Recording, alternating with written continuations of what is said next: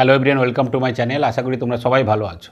তো আজকে আমি তোমাদেরকে যে অঙ্কগুলো করাবো তার বেশিরভাগ কিন্তু রেলের পরীক্ষায় এসেছে। তো রেল ছাড়াও অন্যান্য পরীক্ষায় এই ধরনের অঙ্কগুলো আসে। তো আমি আজকে যে অঙ্কগুলো করাবো সেগুলো একটা বিশেষ পদ্ধতিতে, উদ্দেশ্য হচ্ছে কত সময় কমে এই ধরনের অঙ্কগুলোকে আমরা সলভ করতে পারি। এর জন্য আমরা যেমন যে অ্যান্সার যেগুলো থাকবে সেগুলোকে এলিমিনেট করে, আমরা অপশান এলিমিনেট করে আমরা করতে পারি, অথবা যে বেসিক পদ্ধতি যেগুলো রয়েছে, বৈদিক ম্যাথের যে বেসিক পদ্ধতিগুলো আছে সেগুলোকে কাজে লাগিয়ে আমরা কিভাবে কম সময়ের মধ্যে এই ধরনের অঙ্কগুলোকে সলভ করতে পারি সেটা তোমরা জানতে পারবে। তো ছোট ছোট যে সমস্ত অঙ্কর ক্যালকুলেশানগুলো থাকে সেগুলো যদি আমরা দেখা মাত্র আমরা ক্যালকুলেশানগুলো করতে পারি তাহলে অনেক আমরা সময় বাঁচাতে পারি। তো চলো ভিডিওটা আমরা পুরোটা দেখে নিই। তোমরা পুরোটা ভিডিওটা দেখো, তাহলে আমি কি বলছি সেটা তোমরা ভালোভাবে বুঝতে পারবে। তো প্রথম যে অঙ্ক দেখো, সেই অঙ্কে কি বলছে?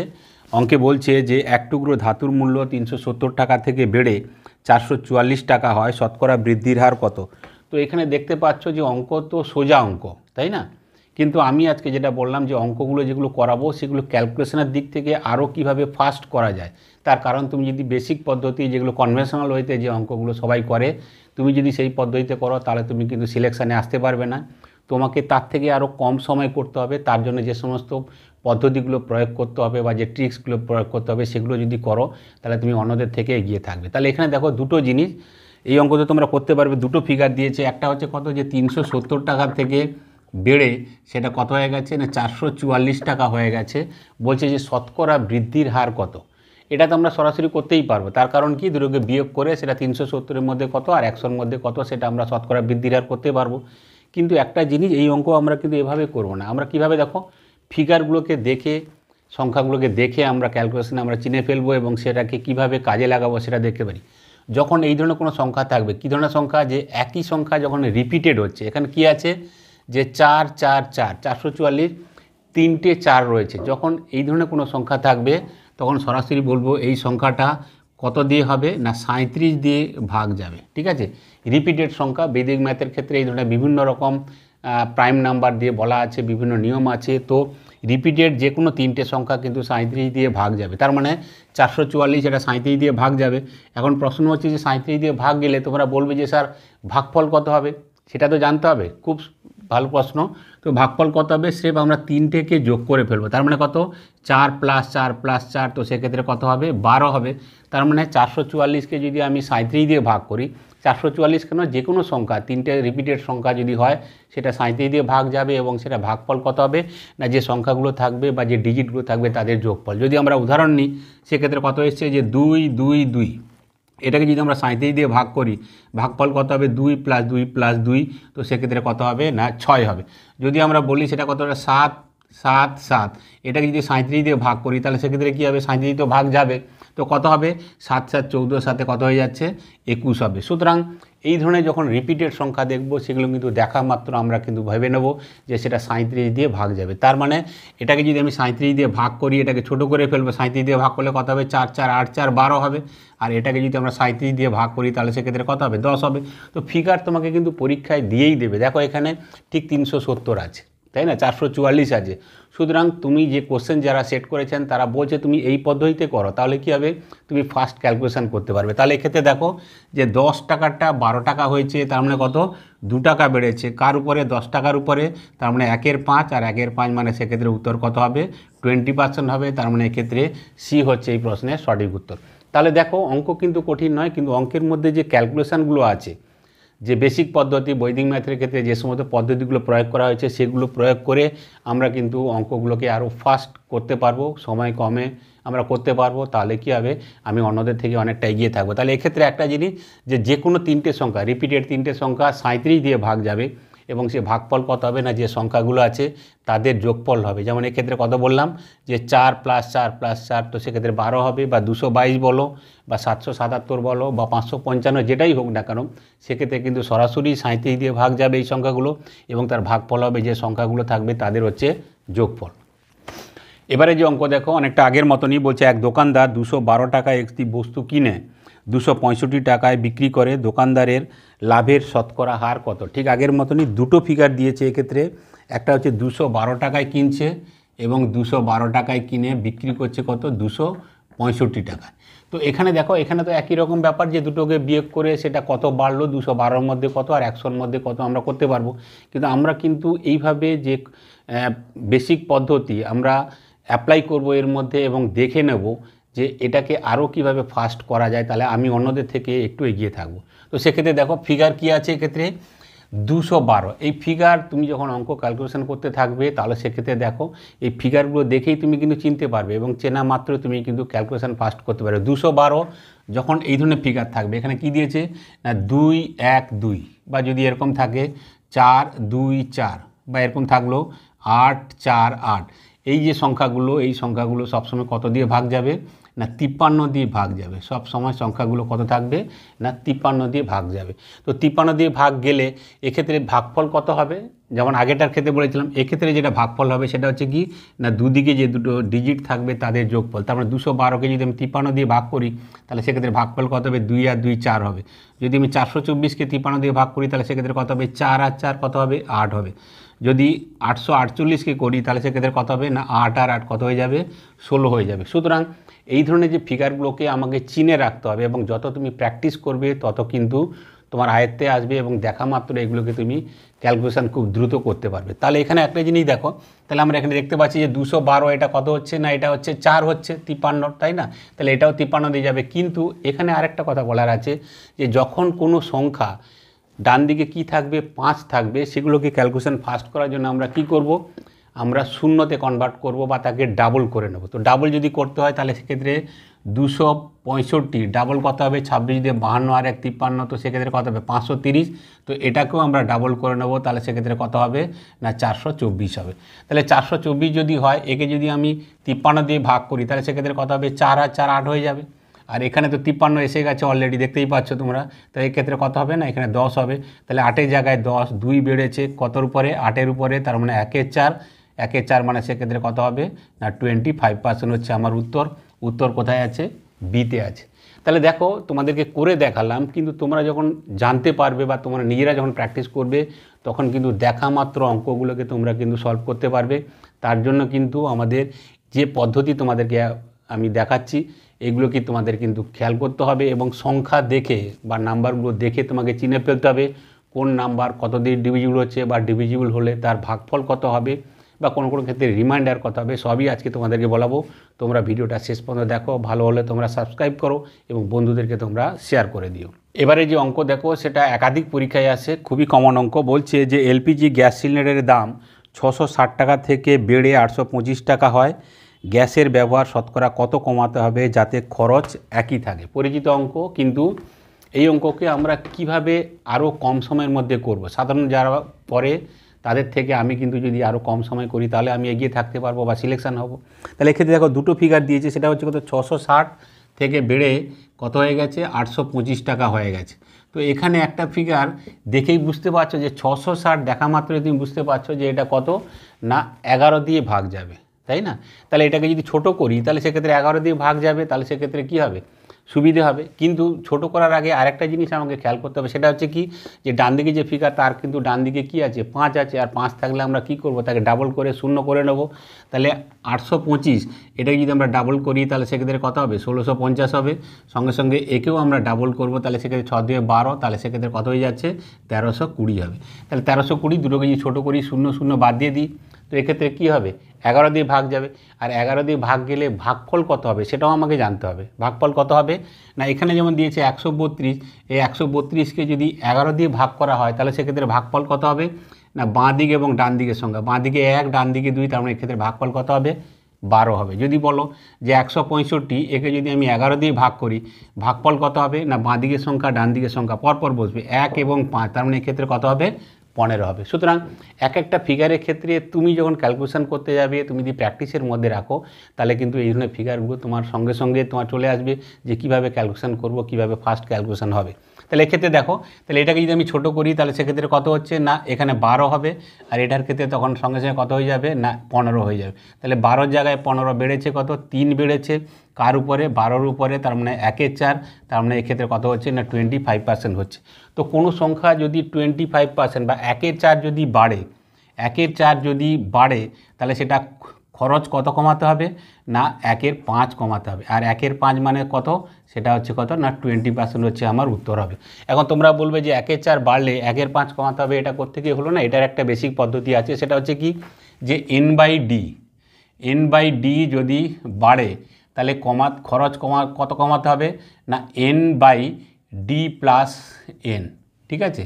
তাহলে এক্ষেত্রে দেখো যে এখানে তার মানে কি উপরেরটা একই থাকবে, শুধু নিচেরটার সঙ্গে উপরেরটা যোগ হয়ে যাবে। এখানে যেমন উপরে একই আছে 1 আছে, আর নিচে 4-এর সঙ্গে উপরেটা যোগ হয়েছে 1/5, তার মানে এক্ষেত্রে কত হলো 1/4 যদি বাড়ে, যেটা বেড়েছিল কত 25% মানে কত 1/4। তো 1/4 যদি বাড়ে তাহলে কনজামশান কত কমাতে হবে না 1 তো উপরে থাকবে, 1-এর সঙ্গে 4 যোগ করবো, তাহলে 1/5 কমে যাবে, কমাতে হবে, তার মানে 1/5 মানে কত 20%। এক্ষেত্রে সি হচ্ছে সঠিক উত্তর। ক্যালকুলেশান বা অঙ্কের মধ্যে এইভাবে ছোট ছোট জিনিস সেগুলো কিন্তু আমাদের করতে হবে, তবে গিয়ে ক্যালকুলেশান ফাস্ট করতে হবে। আমি বারে বারে বলছি, তবেই কি তুমি কিন্তু অন্যদের থেকে অনেকটাই এগিয়ে থাকবে। এই অঙ্কে বলছে যে 7টি সংখ্যার গড় হলো 145, যদি একটি সংখ্যাকে সরিয়ে ফেলা হয় তবে গড় একই থাকে, সরিয়ে নেওয়া সংখ্যাটি কত। তাহলে এখানে দেখো সংখ্যা যেটা বলেছে সেটা হচ্ছে কত 145। তো এই ধরনের অঙ্কের ক্ষেত্রে 3টে জিনিস থাকে, সেটা হচ্ছে কি যে কিছু জনের গড় দেওয়া আছে বা কিছু সংখ্যার গড় দেওয়া আছে, যদি দেখা যায় যে কোনো একটা সংখ্যা এখান থেকে চলে গেল তাহলে সেক্ষেত্রে কী হবে না গড় একই আছে। আবার কোনো কোনো ক্ষেত্রে বলা যাবে যে একটা নতুন সংখ্যা যোগ হয়েছে তাতেও গড় একই আছে। আবার 3 নম্বরের ক্ষেত্রে কী হবে না একটা সংখ্যা গেল এবং তার পরিবর্তে আরেকটা সংখ্যা এলো, তাতেও কী আছে না গড় একই আছে। তো এই 3টের ক্ষেত্রে কিন্তু উত্তর কি হবে না প্রশ্নে যেটা দেওয়া থাকবে যে গড় দেওয়া থাকবে সেটাই হবে। তার মানে এক্ষেত্রে কত হবে না 145 উত্তর হবে। কোথায় না বিতে যেটা দেওয়া আছে সেটাই হচ্ছে সঠিক উত্তর। এই ধরনের অঙ্ক করার আদৌ দরকার নেই, তার কারণ দেখো যে একটা সংখ্যা বেরিয়ে গেল, একটা সংখ্যা বেরিয়ে গেছে, তাদের যদি গড় আনচেঞ্জ থাকে, অপরিবর্তিত থাকে, তার মানে যে গেছে যে গড় সেটাই তার নাম্বার ছিল বা 145 ছিল, বা কেউ যদি আসে তাতেও যদি গড় কোনো চেঞ্জ না হয়, তার মানে যে এসছে সেও 145 নিয়ে এসছে, বা একজন গেছে এবং একজন এসছে, মানে যে গেছে সে 145 নিয়ে গেছে আর যে এসছে সেও 145, তো সেক্ষেত্রে গড় আনচেঞ্জ থাকছে, একই থাকছে। সুতরাং এই সমস্ত অঙ্কের ক্ষেত্রে প্রশ্নে যে ফিগার দেওয়া থাকবে বা যে গড় সংখ্যাটা দেওয়া থাকবে সেটাই হবে সঠিক উত্তর। অঙ্ক করার আদৌ দরকার নেই, এক্ষেত্রে বি হচ্ছে সঠিক উত্তর। এবারে যে অঙ্ক সেটা হচ্ছে ট্রেন সংক্রান্ত অঙ্ক। বলছে যে একটি ট্রেন এক সিগন্যাল পেরোতে 35 সেকেন্ড সময় নেয় এবং 473 মিটার লম্বা একটি ব্রিজকে পেরোতে 78 সেকেন্ড সময় নেয়, ট্রেনটির দৈর্ঘ্য কত মিটারে। তার মানে এখানে যে অল্টারনেট যে উত্তরগুলো দেওয়া আছে সেগুলো সব কিসে আছে, ইউনিট হচ্ছে মিটারে আছে। তাহলে এখানে দেখো একটা ফিগার দিয়েছে সেটা হচ্ছে কত 473, তাই না 473।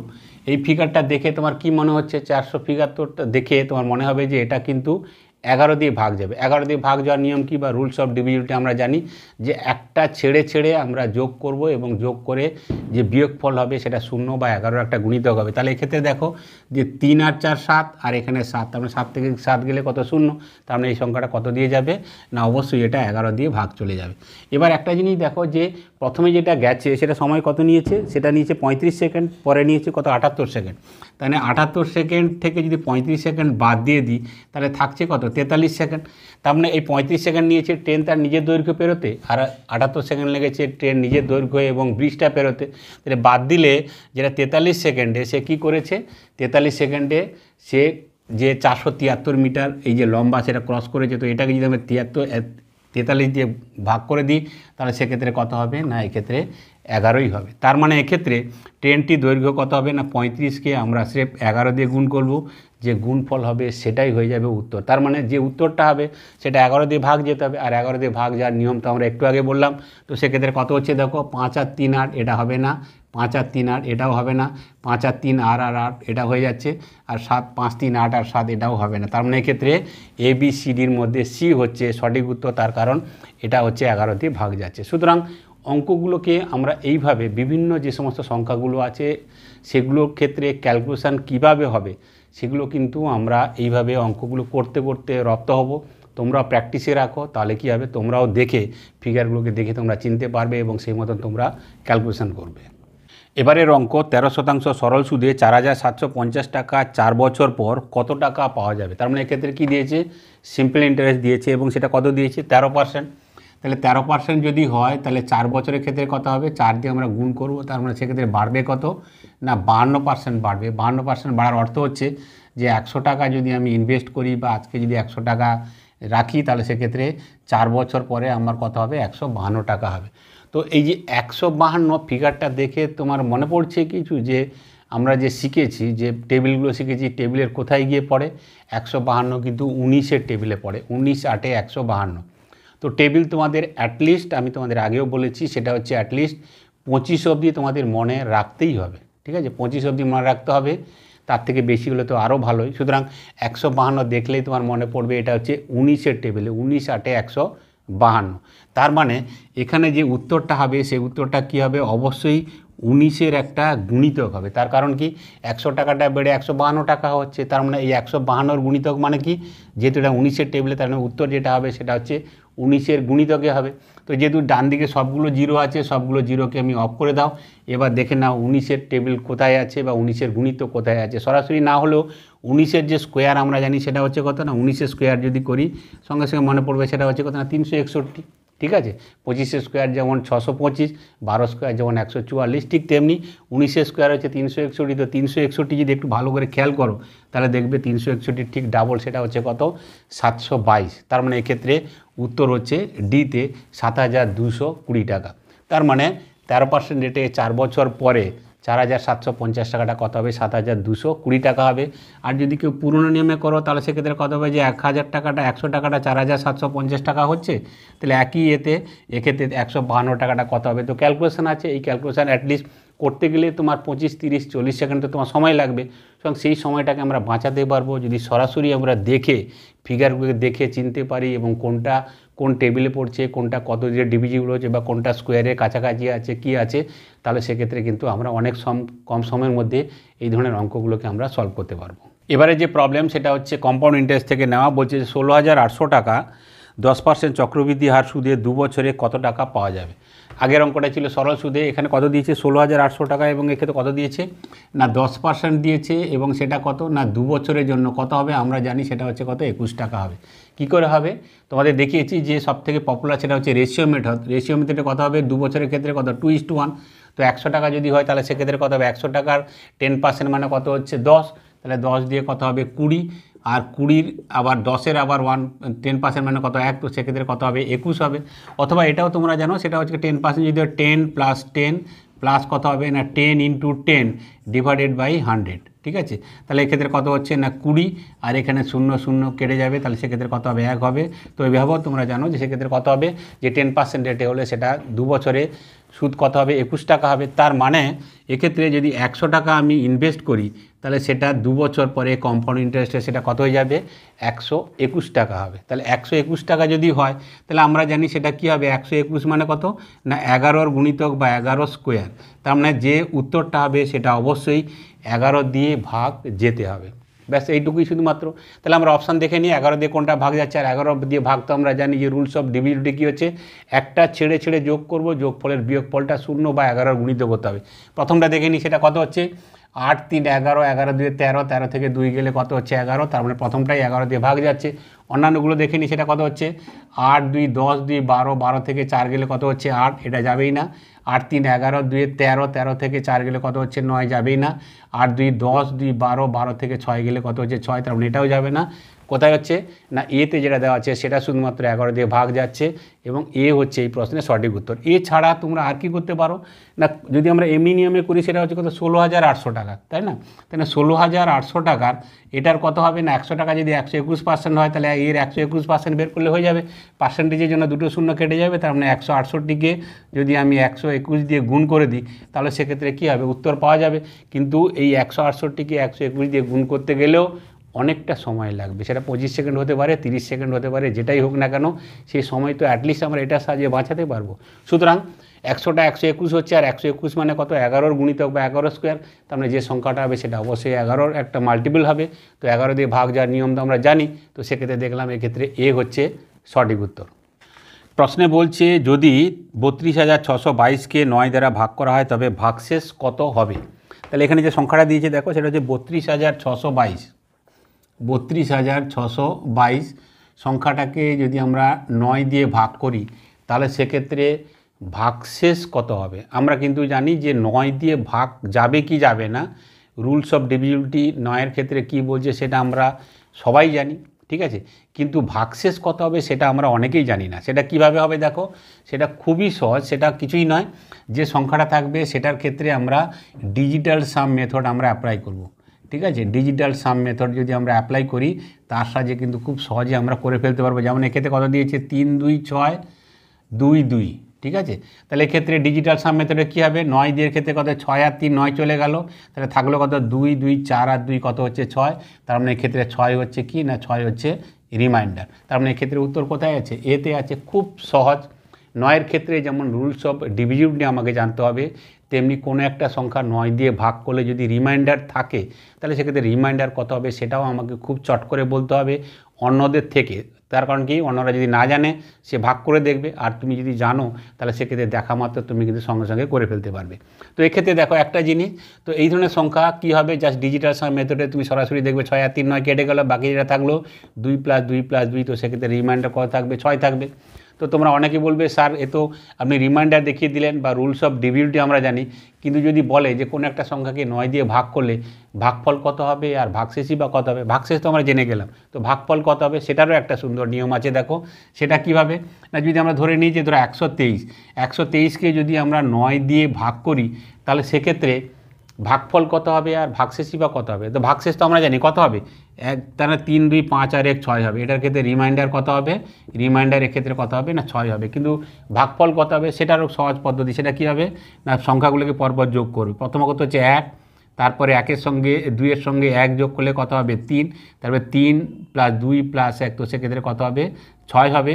তার মানে এক্ষেত্রে যেটা হবে সেটা হচ্ছে কত না 13 ভাগফল হবে, আর 6 কী হবে, 6 হচ্ছে ভাগশেষ বা রিমাইন্ডার হবে। সুতরাং যে কোনো সংখ্যার ক্ষেত্রে 9-এর ক্ষেত্রে পার্টিকুলারলি আমরা 3টে জিনিস, যেটা আমাদের একটা বেশিরভাগ আমাদের জানা ছিল যে রুলস অফ ডিভিজিবিলিটি কী বলছে, যে সংখ্যাগুলোকে যোগ করে 9 দিয়ে ভাগ বা 9-এর একটা গুণিতক হতে হবে। এছাড়াও কোনো সংখ্যাকে যদি 9 দিয়ে যদি ভাগ করা হয় এবং সেক্ষেত্রে রিমাইন্ডার কত জিজ্ঞেস করে, তাহলে সেক্ষেত্রে ডিজিটাল সাম মেথড অ্যাপ্লাই করে আমরা সরাসরি 9-এর যে গুণিতক থাকবে বা যোগ করলে যেটা 6 আর 3 9, তাহলে 2 + 2 + 2, তো সেক্ষেত্রে কত হয়ে যাবে 6 হয়ে যাবে। ঠিক তেমনি কোনো একটা সংখ্যাকে যদি 9 দিয়ে ভাগ করি তাহলে সেক্ষেত্রে রিমাইন্ডার যেমন থাকবে, যদি ভাগফল যেটা হবে সেটা কি করে জানবো, সেটা সরাসরি যোগ করব। কত হচ্ছে 1 2 3, এটাকে 9 দিয়ে যদি ভাগ করি তাহলে সেক্ষেত্রে কত হচ্ছে না, এক্ষেত্রে রিমাইন্ডার তো আমরা জেনে গেছি সেটা 6 হচ্ছে। আর কি ভাগফল কত হচ্ছে না, প্রথম সংখ্যাগুলোকে যোগ করে যাবো। প্রথমে 1, তারপরে 2-এর সঙ্গে 1 যোগ করব 3, তারপরে 3-এর সঙ্গে 2 + 1, তো কত হবে 6। প্রথম যে সংখ্যা দুটো সেটা লাস্ট, সেটা হচ্ছে রিমাইন্ডার, এবং প্রথম যে দুটো সেটা হচ্ছে কত না ভাগফল। তো ঠিক একই রকমভাবে এটা হচ্ছে শুধুমাত্র 9-এর ক্ষেত্রে। কিন্তু কোনো একটা সংখ্যা যদি দেখা যায় যে 99 দিয়ে ভাগ করতে বলেছে, যেমন এক্সাম্পল দিই, সেটা হচ্ছে কত 1 2 1 3 1 4, এই সংখ্যাটাকে যদি 99 দিয়ে ভাগ করতে বলে তাহলে সেক্ষেত্রে তার রিমাইন্ডার কী হবে সেটাও আমরা জানতে পারবো। সেটা হচ্ছে কীভাবে, দেখো যে 99 মানে কি, 9 একটা সংখ্যা ছিল, এখানে 99 হচ্ছে কি দুটো সংখ্যা, তাহলে এখানে দুটো দুটো সংখ্যা যোগ করবো। কত হচ্ছে 12 + 13 + 14, কত হবে 12 আর 13 কত হচ্ছে 25, 25 + 14 কত হচ্ছে 39। তার মানে এক্ষেত্রে 99 দিয়ে যদি ভাগ করি এই সংখ্যাটাকে, সেক্ষেত্রে তার ভাগশেষ কত হবে না 39 হবে। এখন তোমাদের ক্ষেত্রে মনে প্রশ্ন আসতে পারে যে স্যার এরকম আমি সংখ্যাগুলোকে দূরে দূরে করে যোগ করলাম, সেটা কত এসে গেছে না 99 থেকে অনেক বড় এসে গেছে, সেক্ষেত্রে কী করবে 99 বাদ দিয়ে দেবে। ধরলাম যেটা 39 না হয়ে এক্ষেত্রে কত এসছে না 102 এসছে, তাহলে সেক্ষেত্রে কী হবে, এখান থেকে 99 বাদ দিয়ে দেবে, তাহলে সেক্ষেত্রে রিমাইন্ডার কত হবে 3 হবে। সুতরাং এটা তো একদম বেসিক পদ্ধতি, তোমরা জানো। সুতরাং আমরা দেখলাম যে 9-এর ক্ষেত্রে যেটা রুলস অফ ডিভিজিবিলিটি আমরা জানতাম, তার সঙ্গে সঙ্গে তোমরা এটাও জানতে পারলে যে 9 দিয়ে ভাগ করলে তার রিমাইন্ডার কী হবে সেটা ডিজিটাল সাম মেথডের সাহায্যে সহজে বের করতে পারবো, এবং কোনো একটা সংখ্যাকে 9 দিয়ে ভাগ করলে তার ভাগফল এবং ভাগশেষ দুটো কী হবে সেটাও আমরা জানতে পারলাম। আর যদি 9-এর পরিবর্তে 99 দিয়ে কোনো এক সংখ্যাকে ভাগ করা হয় তাহলে সেক্ষেত্রে কীভাবে রিমাইন্ডার বের হবে সেটাও আমরা জানতে পারলাম। সুতরাং এইভাবে ছোট ছোট জিনিসগুলো তোমাদের কিন্তু জানতে হবে এবং রপ্ত করতে হবে, তাহলে কী হবে তুমি অন্যদের থেকে অনেকটাই এগিয়ে থাকবে। এবারের অঙ্ক, কোনো এক টাকাকে 6:5 অনুপাতে দুভাগে ভাগ করা হয়। যদি প্রথম ভাগ 240 টাকা হয় তবে মোট টাকা কত। তাহলে এখানে দেখো এটা দুটো অনুপাত দেওয়া আছে, দুটো ভাগে ভাগ করা হয়েছে। একটা হচ্ছে কত না 6:5 এই অনুপাতে দুটোকে ভাগ করা হয়েছে। তো অঙ্ক তো খুবই সহজ, তাই না? যে প্রথম ভাগ যেটা সেটা যদি 6 অনুপাত হয় তাহলে টোটাল অনুপাত এক্ষেত্রে কত না 6 + 5, তো সেক্ষেত্রে কত হবে না 11 অনুপাত। তো 11 অনুপাতের মান কত সেটা খুব সহজ, কিন্তু আমরা কিন্তু সেই পদ্ধতিতে যাব না। আমরা এতক্ষণ যেভাবে অঙ্ক করে এলাম সেটা হচ্ছে কি যে 6 আর 5 এই দুটো অনুপাতে করা হয়েছে, তার মানে এক্ষেত্রে 6 আর 5 11, তার মানে এখানে যে উত্তরটা হবে সেটা অবশ্যই কি হবে না 11-র একটা গুণিতক হতে হবে। আর 11-র গুণিতক হওয়ার অর্থ হচ্ছে কি যে অল্টারনেট যে 4টে উত্তর আছে তার মধ্যে রুলস অফ ডিভিজিবিলিটি অ্যাপ্লাই করে আমরা দেখব যে কোনটা 11 দিয়ে ভাগ যাচ্ছে। তো এক্ষেত্রে দেখো খুব সহজ, সেটা হচ্ছে কত না 0 + 4, তো 4 থেকে 4 গেলে কত হচ্ছে 0, তার মানে এক্ষেত্রে এটা 11 দিয়ে ভাগ চলে যাচ্ছে। অন্য যেগুলো আছে কত না 4 আর 3 ডিফারেন্স 1 হবে না, আর এক্ষেত্রে কত না 4 আর 1 ডিফারেন্স 3 এটাও হবে না, আর এক্ষেত্রে 4 আর 2 ডিফারেন্স 2 তো এক্ষেত্রেও হবে না। তার মানে এক্ষেত্রে এতে যেটা দেওয়া আছে সেটা 440 11 দিয়ে ভাগ যাচ্ছে, তার মানে এ হচ্ছে এই প্রশ্নের সঠিক উত্তর। তাহলে এক্ষেত্রে দেখো যে 11 ক্ষেত্রে যেমন আমরা রুলস অফ ডিভিজিবিলিটি জানি, তেমনি 11 দিয়ে গুণ তোমরা অনেকেই জানো, আর যারা জানো না আমি আগে ভিডিও করেছি। যেমন 11কে যদি আমাকে যে 23 দিয়ে গুণ করতে বলে তাহলে সেক্ষেত্রে কী হবে, কিছুই নয়, যে দুটো সংখ্যা দুদিকে থাকবে 2 আর 3 থাকবে, আর মাঝখানে কত থাকবে না এই দুটো যোগফল থাকবে, তার মানে এক্ষেত্রে কত হয়ে যাবে 253 হবে। যদি দেখা যায় যে দুটো সংখ্যা নয় 3টে সংখ্যা আছে, 11কে কত দিয়ে গুণ করতে বলেছে না 123 দিয়ে যদি গুণ করতে বলে তাহলে সেক্ষেত্রে কী হবে না ডান দিকে এবং বাঁ দিকে একটা করে শূন্য বসিয়ে দেবো, তারপর পরপর যোগ করে যাবো। সেটা কত হচ্ছে 0 আর 3 কত হবে 3, 3 আর 2 কত হচ্ছে 5, 2 আর 1 কত হচ্ছে না 2 আর 1 হচ্ছে 3, আর এক্ষেত্রে 1 আর 0 কত হবে 1, তার মানে সেক্ষেত্রে কত হয়ে যাচ্ছে 1353 হবে। সুতরাং যে কোনো সংখ্যাকে যদি 11 দিয়ে গুণ করতে বলে সেক্ষেত্রে আমরা সরাসরি বাঁ দিক এবং ডান দিকে শূন্য বসিয়ে পরপর সংখ্যাগুলোকে আমরা যোগ করে যাব, তাহলে সেক্ষেত্রে তার গুণফল কিন্তু বেরিয়ে আসবে। তাহলে এক্ষেত্রে আমরা দেখলাম যেমন রুলস অফ ডিভিজিবিলিটি 11 ক্ষেত্রে জানা দরকার, তেমনি 11 দিয়ে কোনো সংখ্যাকে গুণ করতে গেলে কত কম সময় ইজিলি আমরা অঙ্কগুলোকে বা গুণফলটাকে বের করতে পারবো সেটাও আমাদের জানা থাকতে হবে। তো আজকে এই ধরনের অঙ্ক একাধিক অঙ্ক করালাম। আজকে যে অঙ্কগুলো করালাম সেগুলো যে কঠিন ছিল তা কিন্তু নয়, কিন্তু আমার উদ্দেশ্য ছিল যে এই অঙ্কগুলোকে সাধারণ ক্যান্ডিডেট যেভাবে করছে তুমি যদি সেভাবে করো বা তোমরা যদি সেভাবে করো তাহলে কিন্তু আজকের এই কম্পিটিশানে তুমি কিন্তু টিকতে পারবে না। সুতরাং তোমাকে এই সমস্ত ছোট ছোট জিনিসগুলো তোমাকে জানতে হবে এবং অ্যাপ্লাই করতে হবে, তাহলে কিন্তু তুমি অন্যদের থেকে অনেকটা এগিয়ে থাকবে বা অনেক কম সময়ে তুমি কিন্তু অঙ্কগুলোকে সলভ করতে পারবে। তো আজকের ক্লাস এই পর্যন্ত। আজকের ক্লাস কেমন হলো তোমরা কমেন্ট করে জানিও, ভালো হলে তোমরা লাইক করো আর বন্ধুদেরকে তোমরা শেয়ার করে দেবো, তাহলে তারাও জানতে পারবে, শিখতে পারবে। আর যারা নতুন দেখছো তোমাদের যদি এই ভিডিও ভালো লাগে বা এই ধরনের ভিডিও পেতে চাও তাহলে চ্যানেলটাকে সাবস্ক্রাইব করে নোটিফিকেশান অল করে দিও। তাহলে আজ এই পর্যন্ত, দেখা হবে নেক্সট ক্লাসে।